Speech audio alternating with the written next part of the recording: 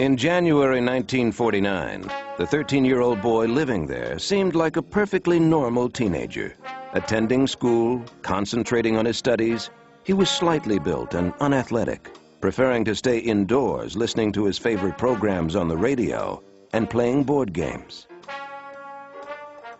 Suddenly, witnesses say, a series of unexplained events began. Scratching sounds erupted from the walls and the floors of the family's home. The boy's bed would shake, furniture would slide across the room, and dresser drawers would fly open. At first, his parents thought these strange occurrences were related to the boy's distress over the recent death of a favorite aunt. The aunt had schooled the boy in her beliefs about communicating with the dead. He had tried contacting her through a Ouija board. Perhaps they thought the strange events were messages from the dead. The parents turned first to their Lutheran minister for help, and later to doctors, but nothing worked. Then, deep scratches began appearing on the boy's body that witnesses said the boy could not have made. The minister suggested the family contact a Catholic priest. They went to St. James Church in Mount Rainier, Maryland, to meet Father Albert Hughes. Hughes agreed to visit the boy. Later, over dinner at the rectory, Hughes told fellow priest Frank Bober about the meeting. He said that the room would get extremely cold to the point that you would be shivering. The boy was obviously the one that was responsible for moving objects around the room, like the phone off the desk. There was a plethora of vehement statements against God and sacred things. Father Hughes, just 29 years old at the time, was unprepared to deal with the bizarre force that seemed to be inhabiting the boy. He was certainly befuddled by all of this in terms of, contemporary scientific input. But eventually he felt that, there was no option but that he was dealing with, satanic forces. Father Hughes became convinced that exorcism, an arcane ritual requiring the approval of the Archbishop, was the answer. The rite of exorcism was perfectly delineated, so his feeling was, well, I will follow this and it should work. The parents checked the boy into Washington's Georgetown University Hospital. He was strapped to the bed. Father Hughes blessed the child, knelt at the bedside, and the ritual began. He prayed in Latin to the saints. Then, calling on God, he commanded that the boy be delivered from evil.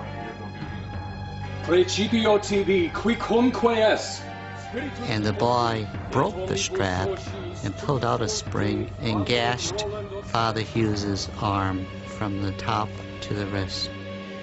Hughes, traumatized both physically and mentally, abandoned the exorcism and left St. James to recover. The boy's parents, worried now that their son could be violent, watched for new evidence of the supposedly evil presence. When freshly scratched markings on the boy's abdomen appeared, spelling the word Lewis, the parents believed they had a sign.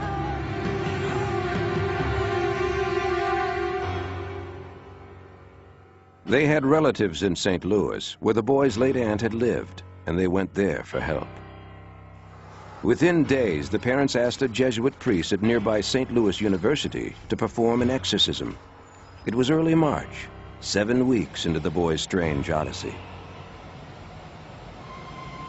The priest said before the Archbishop would approve the exorcism, doctors would have to rule out all physical and mental causes for the boy's behavior.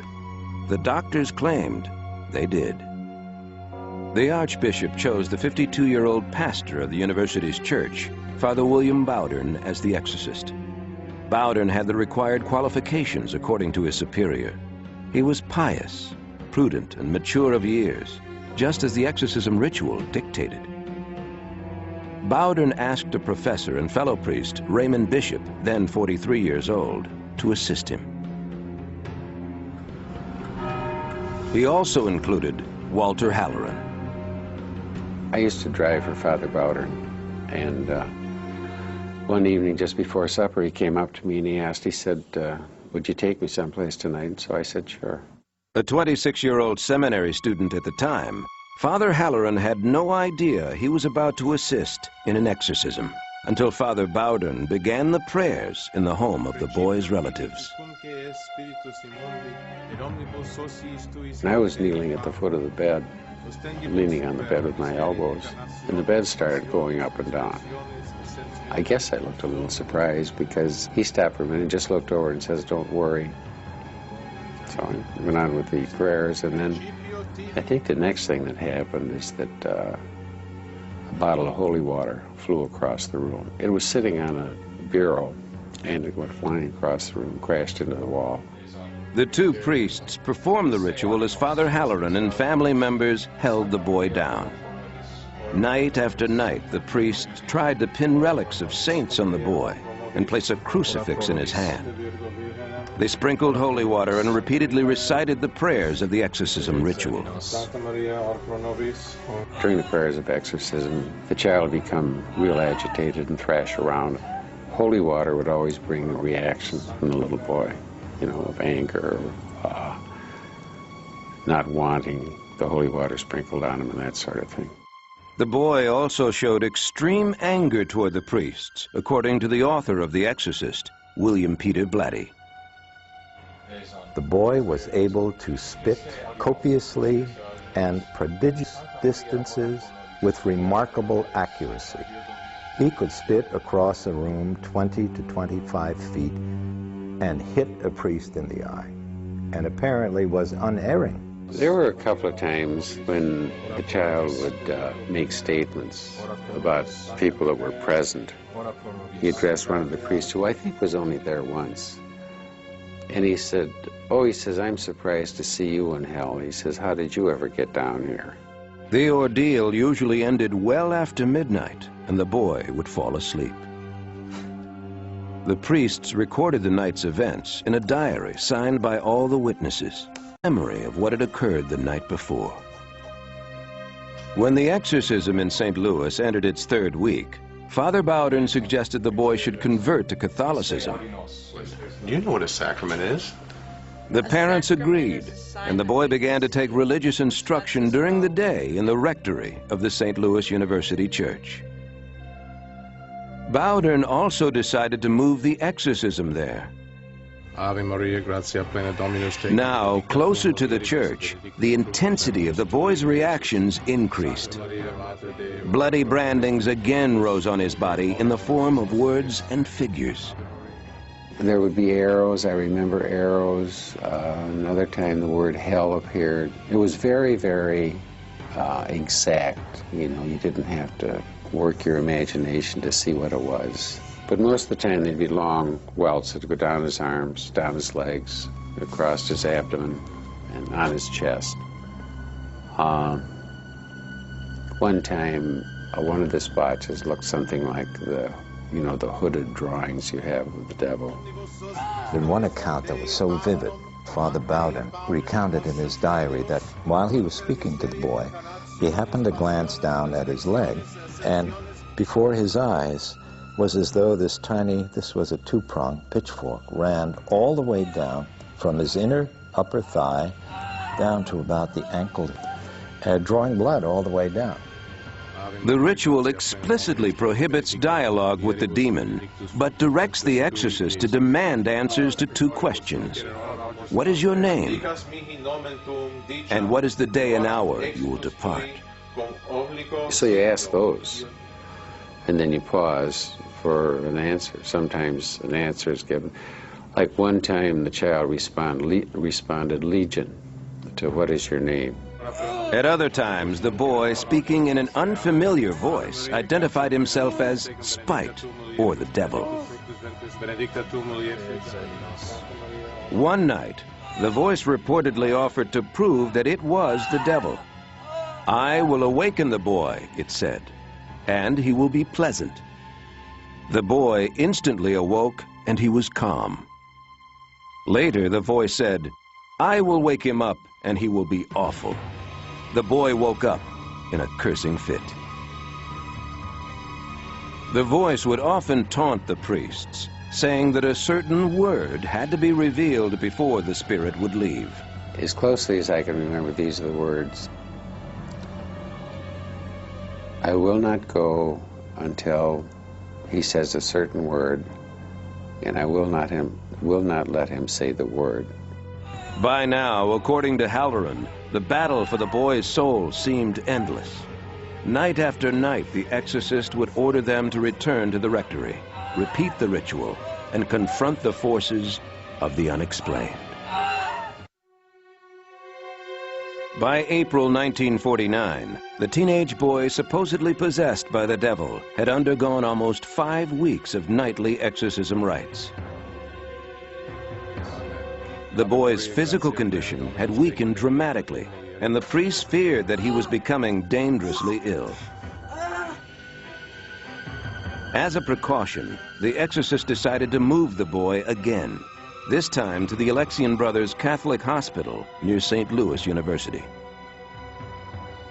No one noticed when someone placed a statue of St. Michael the Archangel in the room.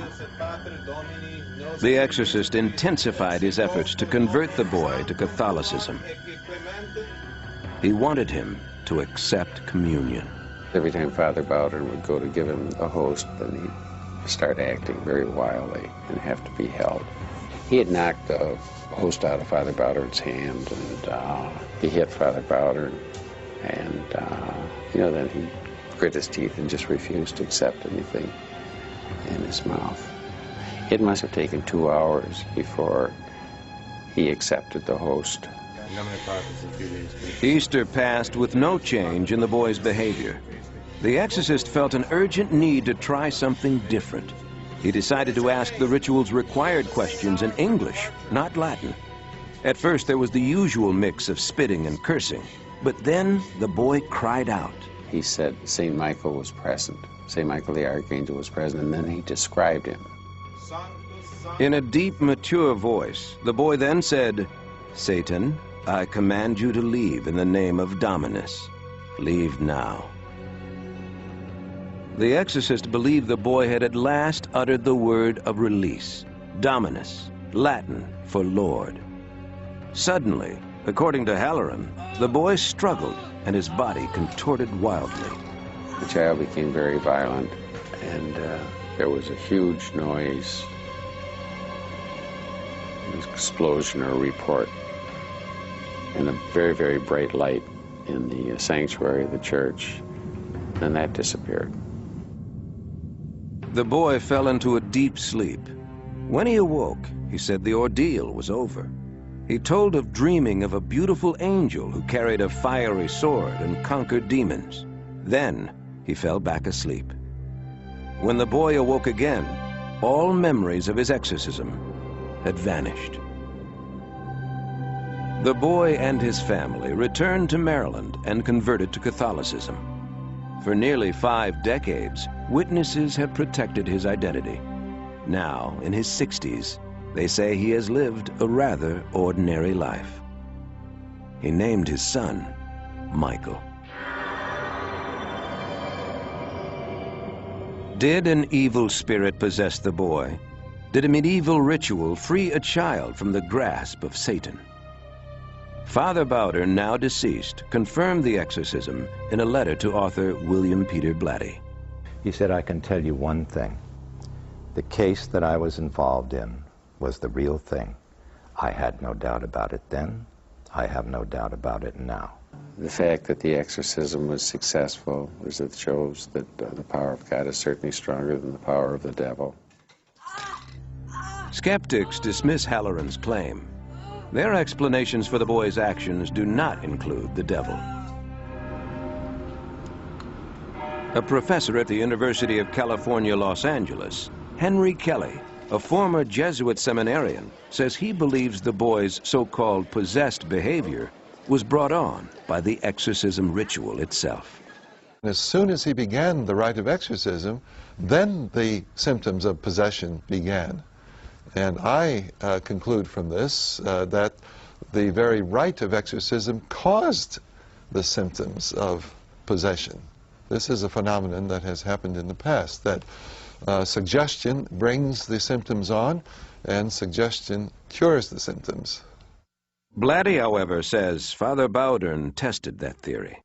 The exorcist would attempt to trick the boy, and instead of reading the ritual in Latin, they would read Caesar's Gallic Wars to see what the response would be, and there would be a fiendish, demonic never happened.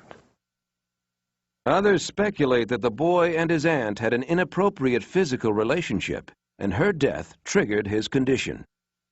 Jesuit priest Francis Cleary, a professor of theology at St. Louis University, contends the exorcism is a story of incest and psychological dysfunction, not possession.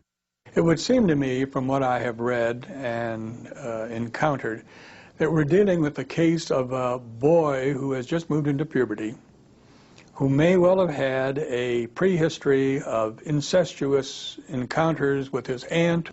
It would be a mistake to take that experience of psychological sickness, disease, and paranormal phenomena, and without justification throw that into a religious context. Leave religion out of it. It doesn't belong here. Psychiatrist Dr. David Baer says new research about brain disorders may provide medical explanations for the boy's so-called possession. The brain is The brain is a combination of electrical circuits and chemical systems. The way one brain cell signals another, in most cases, is by releasing a chemical. So abnormal chemicals in the brain can produce unusual states, changes in behavior, a sense of possession. Dr. Baer says the boy may have suffered from temporal lobe epilepsy. Temporal lobe epilepsy can be caused by things like infections, encephalitis, an infection of the brain, and that can be temporary. Temporal lobe seizures often begin in puberty. Baer thinks seizures in the temporal lobe, which is connected to what's known as the autonomic nervous system, may also explain the skin welts, and he's skeptical about the accounts of words spelled out on the boy's body. And I do wonder, in the case of this young boy, whether some of the people who observed the welts and the changes in his skin added their own interpretation of what they saw. Halloran believes the welts, like the boy's so-called possession, were real and cannot be explained by modern science. I think that anyone could suffer possession. And I think it's basically because of the power that Satan has, and then also inherent weaknesses that we have. My own feeling is that this particular case was an authentic case of possession, whatever that is, and that the boy had lucid moments in which he was not under that influence, but during which he did what this psychic, he vamped. Here were priests all around him, conducting this grand and formal, impressive rite of exorcism, witnesses in the room. I'm guessing that he just played along for a portion of it, but that other than these spells, he was in the grip of something inexplicable. Neither mental illness nor neurological disease can possibly explain the accounts of the shaking bed or the flying drawers. Were the 48 priests, doctors, and family members mistaken when they attested to the otherworldly events they witnessed? Skeptics say yes, and argue that the roots of the boy's behavior are in his brain. Believers say the true cause stares at us from the molten depths of the unexplained. Evil, for those who believe, makes its mark in many ways. Exorcists supposedly can banish a single devil or banish dozens of demons from a single person. For many Pentecostal Christians, the hushed tones of what they call deliverance wrenches the demons from their unwilling host while launching a believer on a journey through the unexplained. In September 1990, 25-year-old Ellen Carney moved from Hartford, Connecticut to Pasadena, California, and enrolled in graduate school at Fuller Theological Seminary. Ellen felt a new life beginning for her. Stricken at birth by a severe muscle disease, she had survived a troubled childhood with a mother whom Ellen alleges sexually abused her. As a teenager, her mother committed her to a hospital for people with physical disabilities. There, feeling abandoned, Ellen turned to drugs, heavy metal rock music, and the occult. Then a friend gave her a Bible and invited her to attend a local Pentecostal church service. For the first time in her life, Ellen says she felt a personal relationship with God and became a born-again Christian. Now, at Fuller, she hoped to deepen her faith, but her new life took on an ominous edge. She says strange things began to happen. Her bed would shake so violently it would awaken her. There was all sorts of strange phenomena, lights going on and off, things moving around. I was experiencing strange happenings, like almost being hit by a car 3 times in the same week, and voices in my head that I knew weren't my own thoughts. I would get this enormous burst of loud, sort of antagonistic voices saying negative things about me. Just a lot of strange things that I couldn't explain, and that scared me. Confused and afraid, Ellen Carney searched for spiritual guidance. One of her friends recommended she talk to Reverend Charles Kraft, an evangelical minister and a professor at Fuller. In addition to his counseling skills, Kraft is a specialist in deliverance, the Pentecostal version of exorcism. I want all spirits out of mind, emotions, and will, in the name of Jesus Christ. During a deliverance, Reverend Kraft says he addresses each demon, naming it by its function, before he casts it out. Spirit of doubt, what does this do to you? She's getting stronger. She's getting stronger. That's bad news for you, huh? I'll give you to the count of 3, and after that the angels come after you with their swords. 1, 2, 3. Ellen knew Kraft practiced deliverance, but she doubted she could be possessed by demons. When I went to see him, I had no idea what I would say. I just went because I thought I had no other choice. In their first 2 meetings, Reverend Kraft and Carney discussed her troubled past. By the 3rd session, Kraft had determined she was demonized. Having demons sort of feels like being slimed. It just feels like being covered in some kind of muck or just being mired down. It's just a really dirty feeling. Kraft asked Ellen if he could challenge her demons. She agreed. Next, Chuck asked me to close my eyes, and he directly addressed the demons in me. All of a sudden, the demon turns up, and you're talking to a demon instead of to Ellen. When the demon spoke, Ellen believed for the first time that evil spirits lived inside her. The demons answered to specific names: fear, depression, death. When Kraft asked who was in charge, he says the demon of death answered. Lord, keep me safe and open. Carney documented the deliverance in her diary. Death did most of the talking and had a much stronger feel and attitude. Though Chuck didn't get louder, he got much firmer and commanded it in Jesus' name to answer. In the name of Jesus, now we... Reverend Kraft believes he then took authority over the demons and ordered them to leave. According to Kraft, once a demon leaves, it cannot return. I've tested this several times, including with Ellen. And when there's been another demon that we had to deal with, I've said, are you the same one that we kicked out before? And he said, no, that one can't come back. Why? Because you forbid it to come back. And he would just send them away.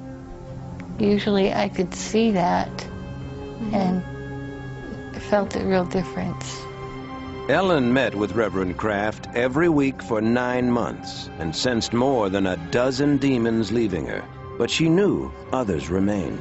At night, I'd get awakened and I would see spirits in my room, and if I rebuked them in the name of Christ, they would leave, but I was sometimes so terrified I didn't remember to do that. When I had demons, it felt like I couldn't get away from that evil, that pervasive sort of darkness. After meeting with Reverend Kraft for more than a year, the weight of the demons, according to Carney, finally lifted. And when the demons left, so did the voices in her head. I know that I don't have demons living in me. I feel peaceful, I feel free, I feel calm.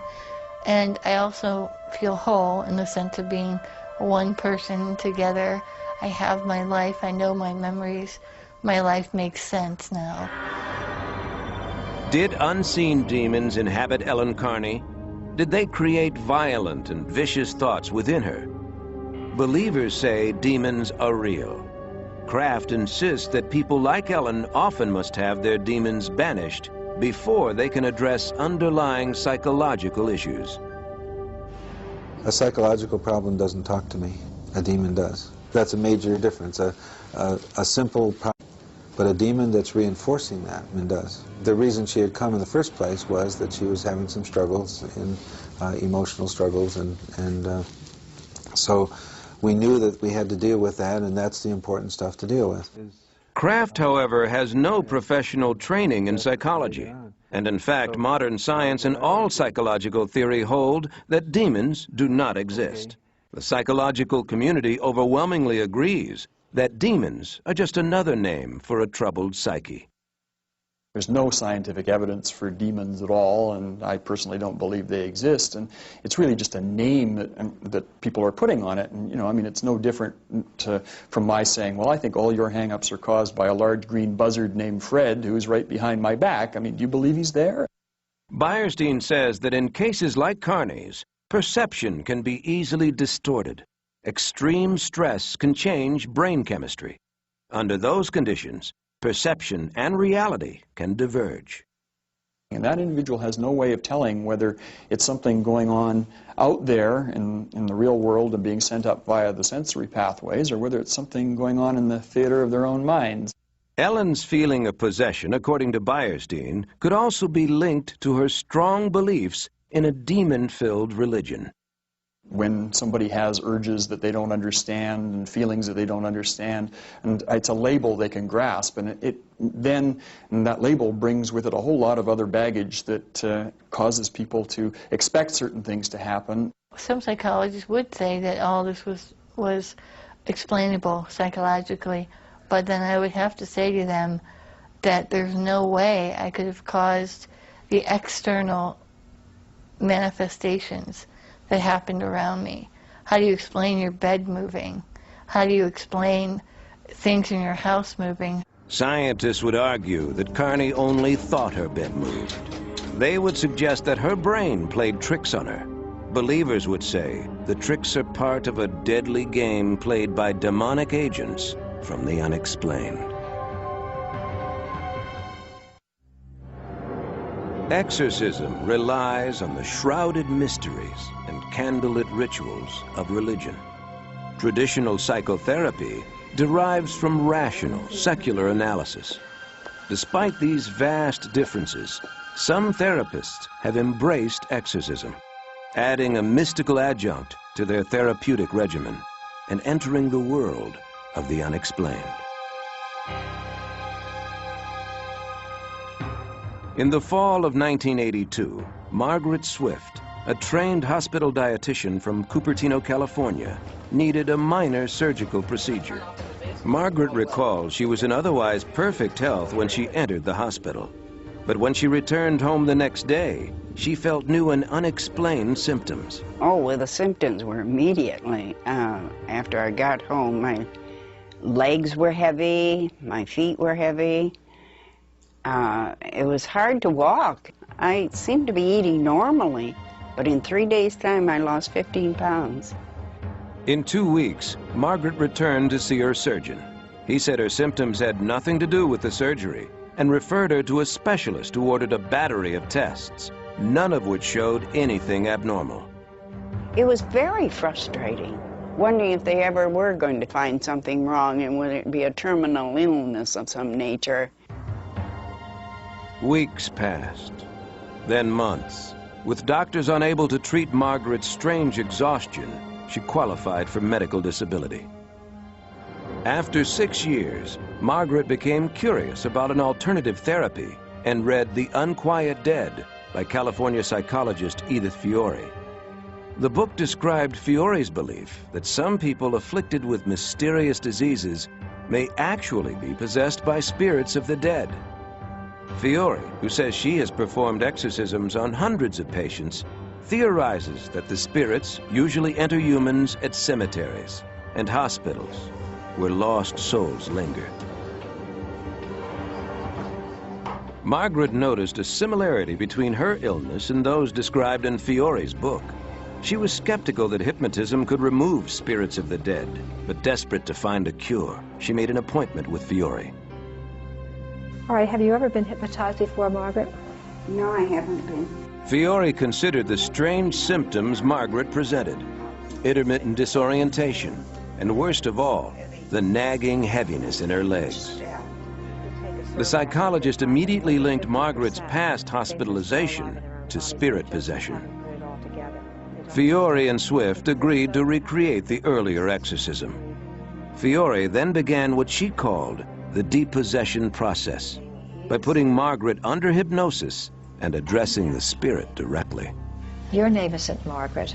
When you go into the spirit world, you're going to be in a perfect body of your own. So you don't need to be in Margaret's body. Go in the name of the Father and the Son, Jesus Christ.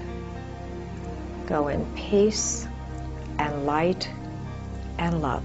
You must leave now. It was like a balloon bursting or something, and it seemed to leave through the solar plexus. When she emerged from hypnosis, Margaret says she felt completely different. The heaviness had disappeared, and she actually felt light on her feet. She couldn't wait to show her husband how she had changed. I said, "You can't imagine what happened, Bill. I got rid of this heavy feeling in my feet and legs." And he could tell by the expression on my face that something happened. 15 years after her experience, the symptoms that drove Margaret to an exorcist have never returned. Did a spirit possess Margaret Swift's body, causing chronic fatigue? Fiore says she has no doubt in the reality of possessive spirits and the effectiveness of her ritual. Having used it for 20 years, I now have come to believe that these spirits do indeed exist, and they do indeed possess living people. This is therapy. This works. This needs to be done. Most psychologists, however, have grave doubts about Fiore's views. Clinical psychologist Jeffrey Youngren says her methods belong in a religious cult, not in psychotherapy.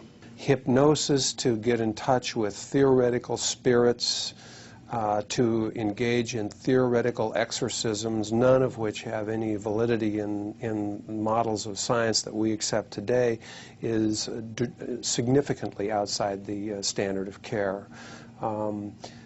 That kind of practice is really just not what psychology or psychotherapy is. Youngren charges that Fiore's methods are not only highly unorthodox, but dangerous.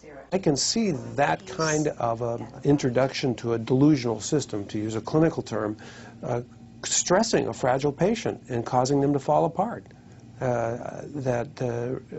And in fact, I have been involved in one specific case where that did occur, that there was an exorcism, if you will, a spirit removal, and the end result of that was that the patient was psychiatrically hospitalized.